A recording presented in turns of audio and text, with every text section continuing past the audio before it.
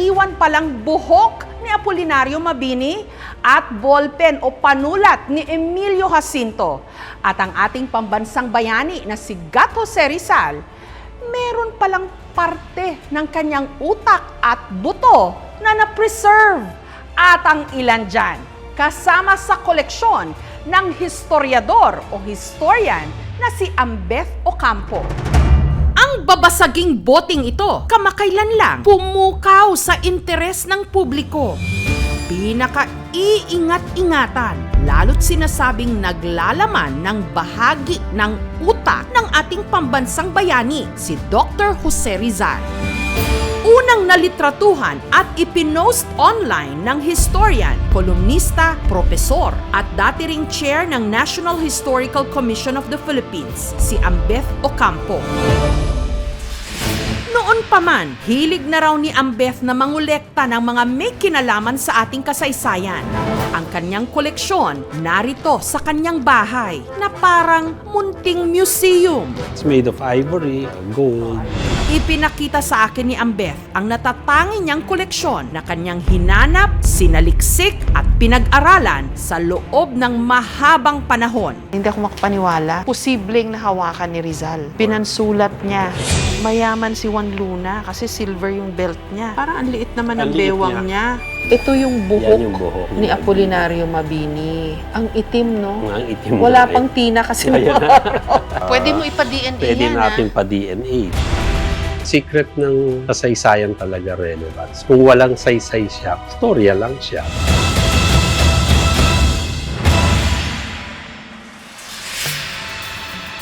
Ang sinasabing bahagi ng utak ni Rizal na litratuhan ni Ambeth sa Ateneo University Archives. Dati rin kasi siyang chairperson ng Department of History ng Ateneo de Manila University. Paano nakuha yung utak Yung ni utak Rizal? naman, nakita ko yun kasi sa Facebook nung director ng Ateneo Archives, si Dr. Chas Navarro. Galing ito kay Saturnina Rizal, pinakamatandang kapatid na babae ni Rizal. Binigay ito, nakalagay lang, brain matter. Ayaw naman namin buksan, no? But naisip ko, hindi naman siguro utak yun kasi malambot yun. I think it's fragments ng skull.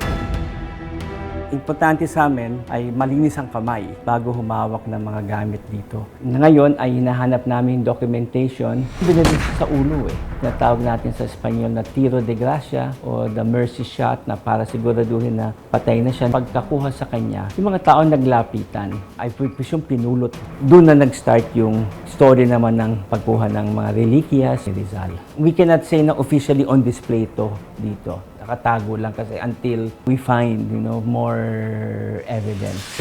Dalawa dapat na determine mo doon. Yung provenance, ibig sabihin kung anong pinanggalingan noon. Pangalawa, yung chain of custody noong bone at saka brain tissue fragments na yon. Another evidence is DNA. Although hindi nga natin alam kung anong ginamit doon na preservative. Bukod sa pinaniniwalaang bahagi ng bungo ni Rizal, may larawan din si Ambeth ng vertebra o bahagi ng gulugod ng bayani na sinasabing binaplisan ng bala nung binaril si Rizal sa Bagong Bayan o sa Luneta, December 30, 1896. Parang bato lang. Meron siyang lamat sa side. Doon daw tumama yung bala. Nung inipon yung kanyang labi, bago nilagay sa ilalim ng luneta, nakalagay po naman ito ngayon sa Museum ni Rizal sa Fort Santiago sa Maynila. It was in possession dun sa anak ni Narcisa Rizal. Noong manalo ang mga Amerikano laban sa mga Espanyol, nilipat yung mga buto sa bahay ng kaanak ng mga Rizal. Dito sa Binondo, doon hinugasan, nilinis yung mga buto. Temporarily, itinago ito sa isang urna. It was only in 1912, during the state burial, kung saan inilagak yung remain ni Jose Rizal sa ilalim ng ating monumento sa Luneta. si Teodora Alonso, bago nila nilibing yung labi ni Rizal. Pag pumunta ka sa bahay niya sa Binondo, magkikwento yan tungkol sa anak niya, re-recite ng Ultimo Adios. Tapos ang sabi ng mga tao, kung nasa good mood siya, bubuksan niya yung kahon kung saan nakalagay labi ni Rizal. Ang kwento, isa sa mga kapatid ni Rizal, after nung binaril, pumunta siya sa Luneta. Yung bawat panyo daw, dinaw daw niya yung dugo doon. Lahat ng members daw ng pamilya, binigyan ng isang panyo na may mantsa ng dugo ni Rizal. Minsan na naimbitahan ako dito sa mga kaanak ni Saturnina Rizal. Sabi ko, may hinahanap akong panyo na may mantsa. Alam niyo ba yun? Ay, oo, meron dyan. Nandun sa kwarto. Tinawag nila yung mayordoma. Nasaan yung panyong may mantsa doon? Tuwan-tuwa pa siya. Sabi niya, alam niyo po, may mantsa yan kahapon. Nilabhan ko at kinuskus ko ng husto. Sabi niya, ayan tingnan niyo, wala na. Nilabhan niya yung dugo ni Rizal. Nanlambot na ako kasi kung ito na yon, wala na siya. Ang panyo na tinutukoy ni Ambeth nasa pangangalaga ngayon ni Malu, apo sa tuhod ni Saturnina. Nakasilid ang puting panyo sa brown envelope na may bakas pa ng mantsa na pinaniniwalaang mula sa dugo ni Rizal. Nakikita mo yung mga brown spots. Nakikita mo yung initial, SRDH. Bale sa Saturnina Rizal de Hidalgo. 2017 or 16 pumunta ako sa Sweden. Pina-check ko dun sa DNA. Hindi nila mahanap na yung DNA kasi masyado nang matagal at masyado nang ma-faint. Nag-aral ang doctorate degree in Southeast Asian History sa London si Ambeth. Bago naging historian, dati siyang Benedictine monk. Estudyante pa lang daw siya, nangungulekta na ng artifacts at nahilig na sa pagbabasa ng mga libro. Madalas din siyang tambay noon sa mga art gallery. May isang balikbayan box, puro mga papeles ni Antonio Luna. May mga notebook na may mga microscopic objects kasi nga scientist si Antonio Luna bago naging general, di ba? Sinabi na, interesado ka dyan. O sige, dalin mo na yung kahon para pa-xerox mo yung gusto mo. Hanggang naubos na yung baon ko for the month. Within that week, nasunog yung gallery. So, ang natira na lang, yung photocopy ko lang. Ito, painting ni Juan Luna. Ito, isa sa mga bihirang mga trabaho na ginawa niya sa Pilipinas. Sa ilalim, merong HSBC na cheque na inisyu kay Luna. Tapos ito namang isa, painting ni Felix Hidalgo. And then this one is a standard chartered check issued to Felix Hidalgo. Meron din siyang original na kopya ng La Solidaridad. Pahayagan mula 1889 hanggang 1895. Kala mo malaki. Ito na Mas yung- maliit pa siya sa A4. Kopya ng La Solidaridad. May hawak din siyang sedula ng kompositor ng ating pambansang awit na si Julian Felipe. Passport ng manunulat na si Marcelo H. Del Pilar. Si Plaridel, Mm-mm. kung kanino ipinangalan ang building ng Mascom sa Mascom. UP. Kopya ng kauna-unahang konstitusyon ng ating republika, ang Malolos Constitution, at isang maliit na papel na may sulat kamay ng pintor na si Juan Luna. Kanino Merong- niya sulat ito? Meron siyang pinadala ng sinisingil na tao. So parang itong tao demand na to, letter. ibigay mo yung ibigay. Ang sinturong ito, nagawa naman sa pilak o silver kay Juan Luna rin. Meron kasing gallery noon sa Cubao. Nakita ko doon, nandoon yung uniform ni Antonio Luna na puro dugo. Suot niya nung pinatay siya. Nandun yung mga brushes ni Luna, yung kanyang mga Amerikana, na ayaw nilang ibenta kasi daw donate sa museum. Tapos nakita ko to sa kahon. Ito ba bebenta ninyo? Oo, bebenta namin. O di, ito lang nakuha ko. Parang ang liit naman Ang ng liit bewang niya. Hindi kasya sa atin. Mayaman si Juan Luna kasi silver yung belt niya. What a privilege na hawakan natin. Pero ang marahil pinaka-nakakamangha sa koleksyon ni Ambeth. Ito yung buhok, Yan yung buhok. ni Apolinario Mabini. Ang itim, no? Ang itim Wala na pang tina kasi Ayan nung na. araw. He got it when he was, nung patay na. Ibig sabihin, wala pa siyang uban. Ang hibla ng buhok ni Mabini ibinigay kay Ambeth ng dating pinuno ng National Historical Commission of the Philippines nung hinukay ang labi ni Mabini taong 1980. Si Mabini kasi ay nilibing sa Batangas. Kwento kasi nung araw, kaya raw nalumpo ay dahil may syphilis siya. No? So merong isang grupo ng doktor noong 1980. Pag-aralan nga natin kung totoo yan. So inexhume nila yung bangkay ni Mabini. So, ang lock of hair po ni Mabini ngayon ay hindi po muna pwedeng makita po ng publiko kasi kasalukuyan po siyang naka-safe keep po sa aming museum. Dito sa bayang Sinilangan ni Mabini sa Tanawan, Batangas, nakatira ang isa sa mga apo ng bayani, si Peleja.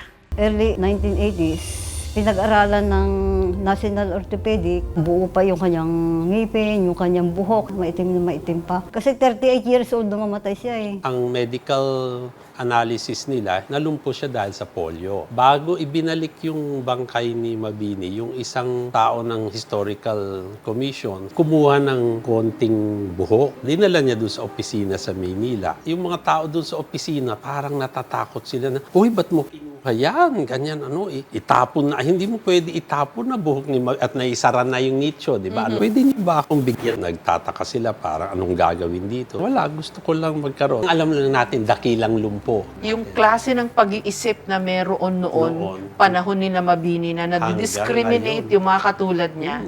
Hanggang ngayon. Hanggang ngayon, di ba? Ganun pa rin. PWD siya, hindi ka pwede. Pag tiningnan mo, marami tayong makikita sa kasaysayan na siguro kung inayos nila nung panahon nila, hindi na natin problema ngayon. Pero ang Beth, I'm sure yung ibang tao, kumukuha siya ng inspirasyon sa buhok ng patay na bayani. Nung una akong nagturo, nung 88, meron kasi akong dilalang mga estudyante. Pumunta kami sa Intramuros. Pinakita ko kung saan nakalibing si Luna. That was a life-changing moment. Yung isa kong estudyante, ang tagal-tagal niyang nakatingin doon sa nicho. And then sabi ko, bakit ba? Tapos sabi niya, si Luna ba nakalibing dyan? Ayan ang pangalan. Juan Luna. Sabi niya, ang ibig mong sabihin, totoong tao yan si Luna? Bakit siya ganon? Kasi nga, nababasa lang natin sa libro. Parang fairy tale lang sila. Si Emilio Jacinto naman ang kinikilalang utak ng Katipunan na ang isa sa mga ginamit na pluma o panulat hawak din ngayon ni Ambeth na nakuha lang daw niya sa isang antique shop taong 2018. Sabi niya, puro puro pilak. Tutunawin po yan, padadala sa may kawayan. Ganun pwede ko ba bang tingnan?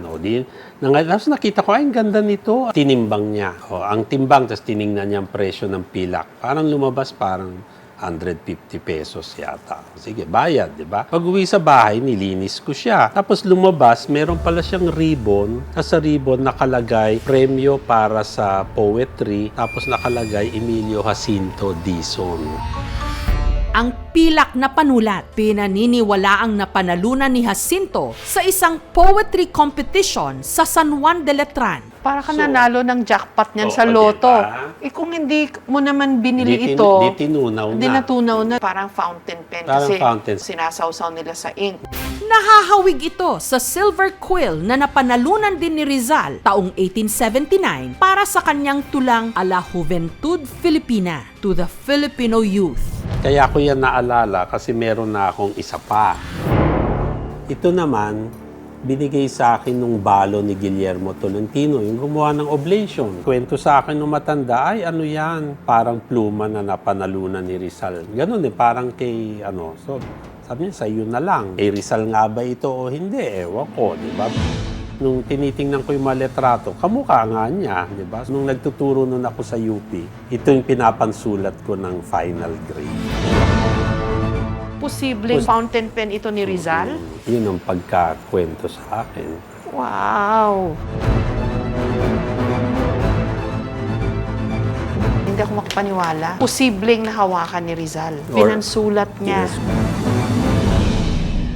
Bakit nga hindi ganyan ang pagkakakwento sa ating mga eskwela? Siguro dahil kulang sa oras, kulang sa saliksik, may sinusunod silang syllabus. Pinaka-effective na method para magturo, magkwento. Ang tanong, yung mga bata kaya ngayon, interesado kaya sila sa ganitong mga bakas na iniwan ng ating mga bayani? Mukhang interesado naman sila, di ba? Akin lang sana na mas lumalim yung usapan. Para sa akin yun yung public impact. Mapalago mo ang interest sa kasaysayan.